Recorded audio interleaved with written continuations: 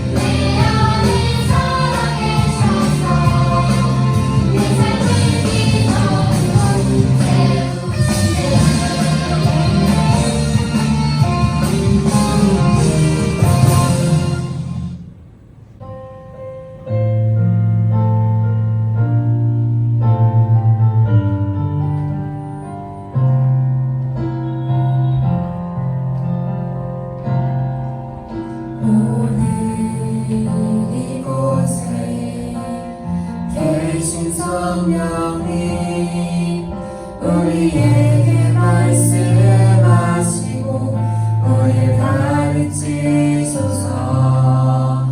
같이 우리의 맘 열어주시고 주의 빛으로 밝혀 우리를 인도하소서.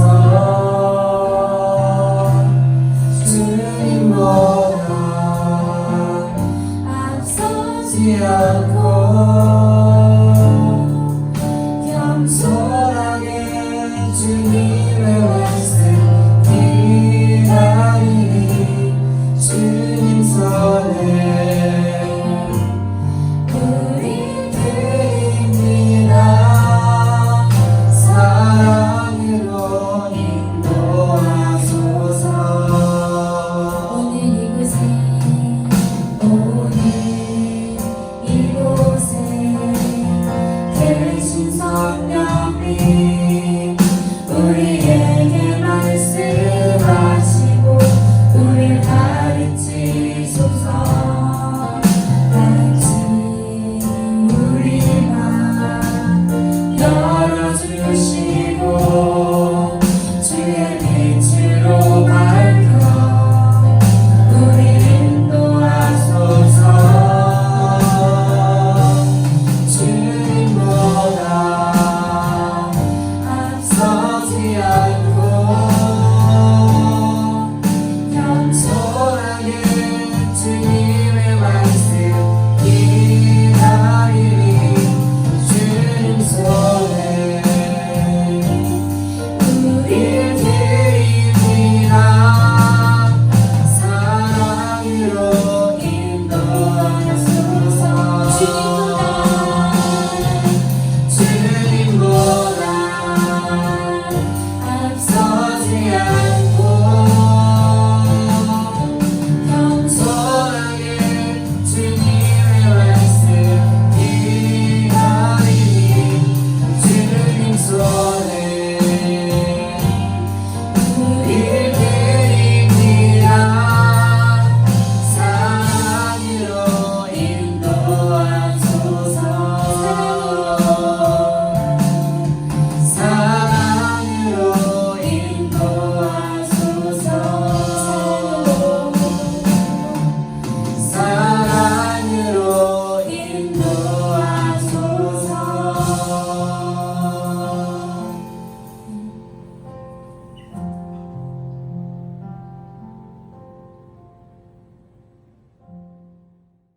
두 손 모으고 두 눈 감고 함께 기도하도록 하겠습니다.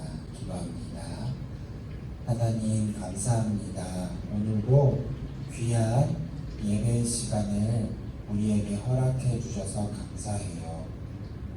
오늘 그냥 보고 있는 시간, TV를 보듯이 예배를 보고 있는 시간이 아니라 그냥 지나가는 시간이 아니라 하나님을 알 수 있고 하나님이 어떤 분이신지 예수님이 어떤 분이신지 그래서 내가 어떻게 믿어야 하는지 잘 들을 수 있는 귀한 예배의 시간 되게 해주세요.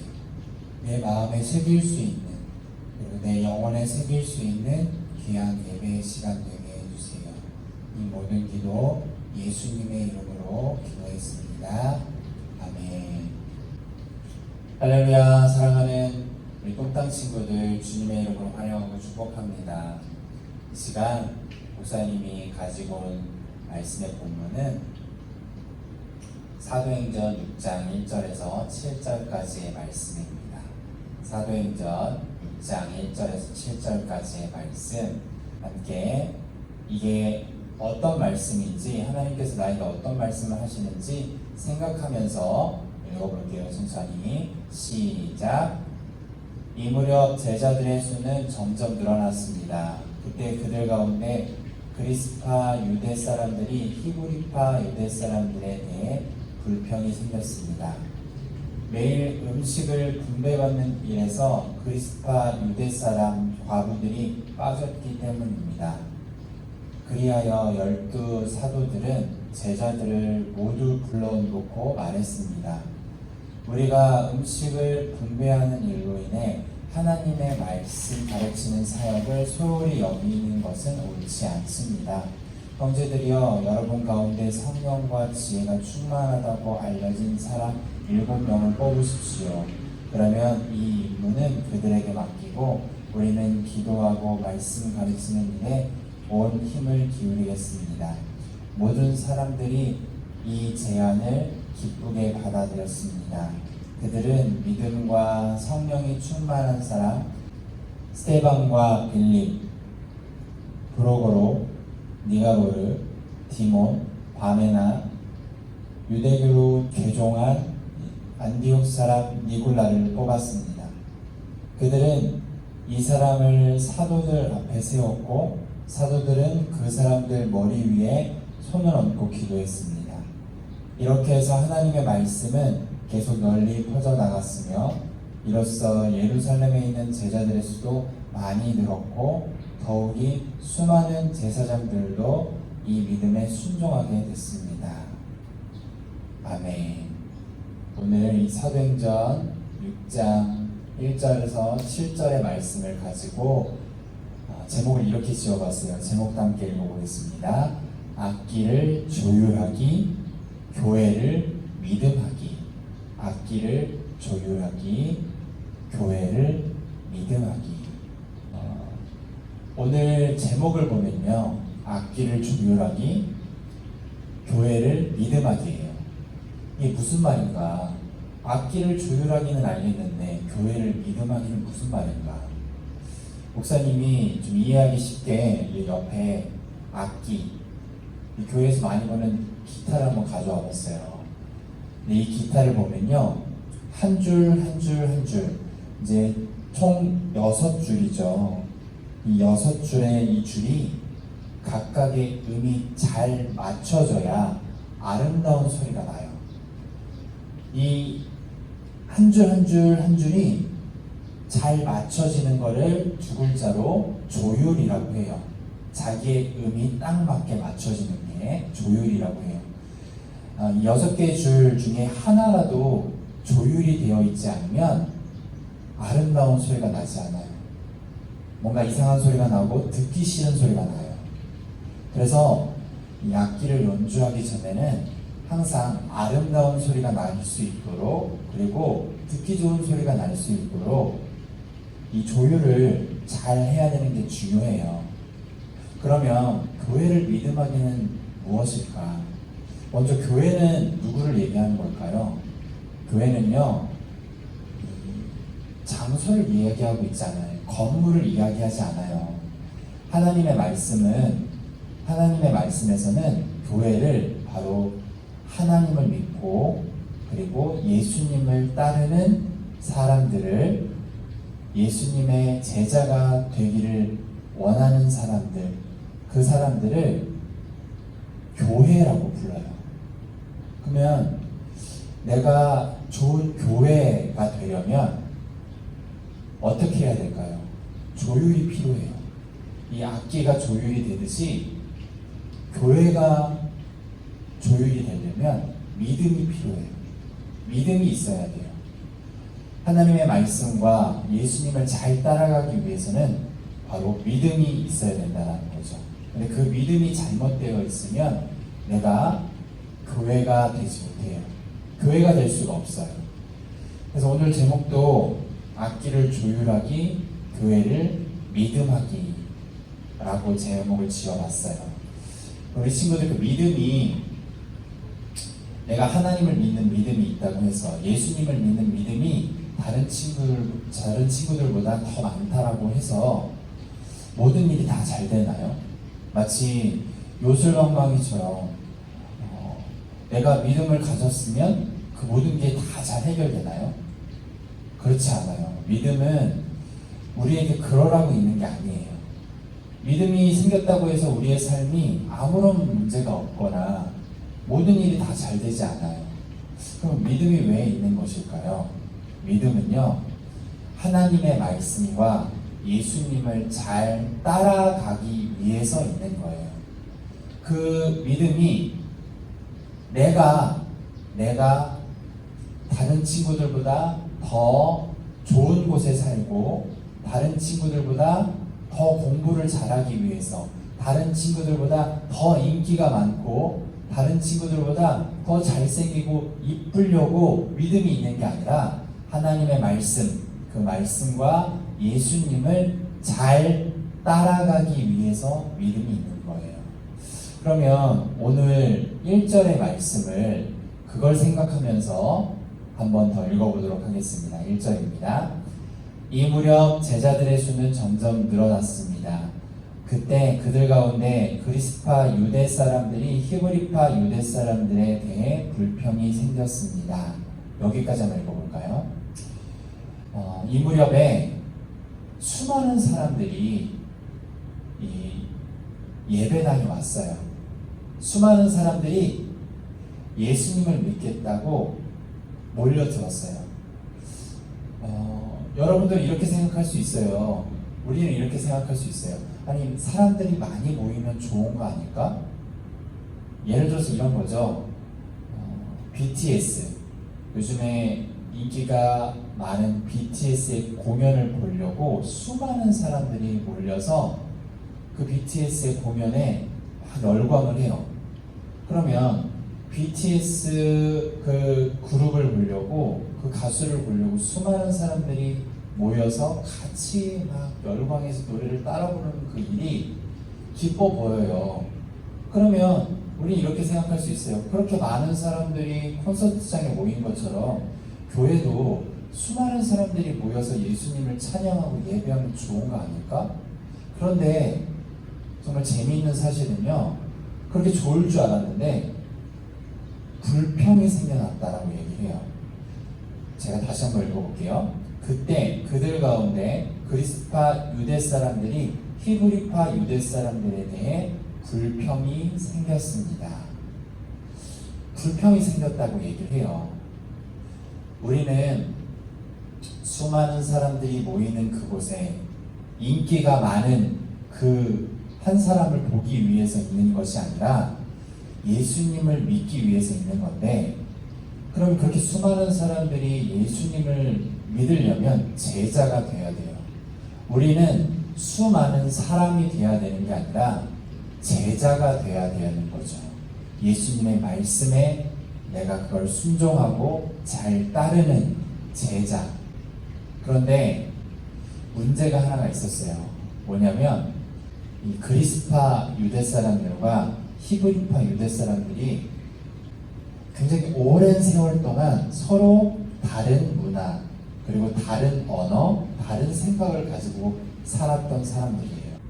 같은 유대 사람들이지만 생긴 모습은 같은 유대 사람들일 수 있겠지만 생각이 다르고 문화가 다르고 또 언어가 달랐어요.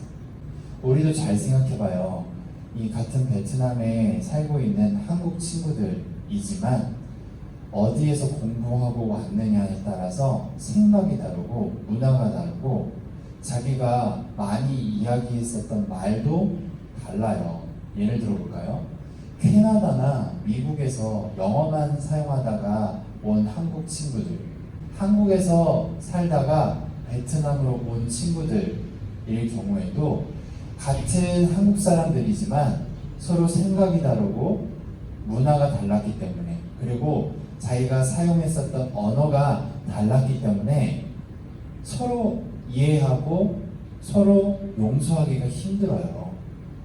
그러면 이런 서로 생각이 다르고 문화가 다르고 자기가 사용했었던 언어가 달라서 이렇게 다툼과 불평이 있었을까? 그것만이 아니에요.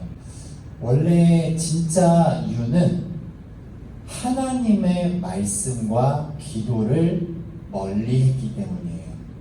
하나님의 말씀과 기도를 멀리하면요, 내가 아무리 착하다고 하더라도, 내가 아무리 다른 사람들의 말을 잘 듣고 내가 이해를 잘하고 용서를 잘하는 사람이더라도 하나님의 말씀과 기도가 멀어지면요, 이렇게 불평과 불만과 다툼이 일어나기 쉬워요. 그럴 수밖에 없어요. 2절에서 보면 사도들이 이 불평과 불만이 왜 일어났는지 정확하게 이야기해주고 있어요. 이 2절의 빨간색 부분만 읽어보도록 하겠습니다. 시작. 우리가 음식을 분배하는 일로 인해 하나님의 말씀을 가르치는 사역을 소홀히 여기는 것은 옳지 않습니다. 바로 이전에는요, 자기의 물건과 자기의 땅과 집까지 팔아서 필요한 사람들에게 다 나눠줬어요. 그렇게 열심히 기도하고 하나님의 말씀을 따라서 살아갔을 때에는 자기의 것을 나누고 자기의 것을 필요한 사람들에게 줬는데, 하나님의 말씀과 기도가 멀어지다 보니까 이게 계속적으로 불만이 생기고 불평이 생기는 거예요. 평소처럼 내 걸 나눠줘도 불만이 생기는 거고, 필요한 사람들한테 내 걸 줘도 다툼이 일어나는 거죠. 그래서 사도들은 그 원인이 어디에 있다라고 생각했냐면, 말씀과 그리고 기도, 말씀과 기도가 멀어졌기 때문이라고 생각을 했어요. 그래서 4절의 말씀에 뭐라고 나와 있는지 같이 한번 보겠습니다. 시작. 우리는 기도하고 말씀을 가르치는 일에 온 힘을 기울이겠습니다. 사도들은요, 뭘 먼저 해야 될지 알았어요. 말씀과 기도, 이걸 멀리 했었던 우리를 다시 한번 반성하고 회개하고 이 말씀과 기도를 더 가까이 하고 그런 사람들이 되겠다고 고백을 한 거예요. 그랬더니 모든 사람들이 다 찬성을 하고 기뻐했어요. 우리 친구들도 평소와는 달리 내가 이 친구랑 내가 똑같이 필요한 걸 나누고 있는데 내가 왜 기분이 좋지 않지? 내가 왜 이 친구한테, 필요한 친구한테 내 걸 나눠주고 있는데 나는 왜 이렇게 열이 받지? 라고 생각을 한다면 먼저 기도와 말씀이 멀어졌는지 그걸 생각해 봐야 돼요. 그래서 기도와 말씀을 가르치는 그 일에 온 힘을 기울이겠다고 고백하고 나서 5절에 뭐라고 나와 있냐면 시작. 그들은 믿음과 성령이 충만한 사람 스데반과 빌립, 브로고로, 니가노르, 디몬, 바메나, 유대교로 개종한 안디옥 사람 니골라를 뽑았습니다. 라고 얘기를 해요. 각자의 자리에서 가장 좋은 사람들을 뽑았어요. 각자의 자리에서 가장 좋은 사람들을 뽑았다라는 것은 여러분 축구나 농구나 그런 스포츠를 좋아하는 친구들은 잘 알 것 같아요. 뭐냐면 공격을 잘하는 친구가 있고 수비를 잘하는 친구가 있어요. 그런데 수비를 잘하는 친구한테 공격을 맡기면요, 공격을 못하게 되어 있어요. 공격을 잘하는 친구한테 수비를 맡기면요, 수비를 못할 수 있어요. 골키퍼를 못하는 친구한테 골키퍼를 시키면요, 골이 먹힐 수 있어요. 그래서 우리들 중에 그래도 가장 제일 자기 자리에 맞는 사람들을 그렇게 한 명씩 세우는데, 목사님이 이 설교 앞 시간에 바로 앞에 무슨 얘기를 했냐면, 나는 예수님을 믿고 하나님의 말씀을 믿는 나는 두 글자로 뭐라고 했어요? 교회라고 했어요. 교회. 사람을 그 자리에 세우는 일, 사람을 그 가장 어울리는 자리에 세우는 그 일이 교회를 세우는 일이에요.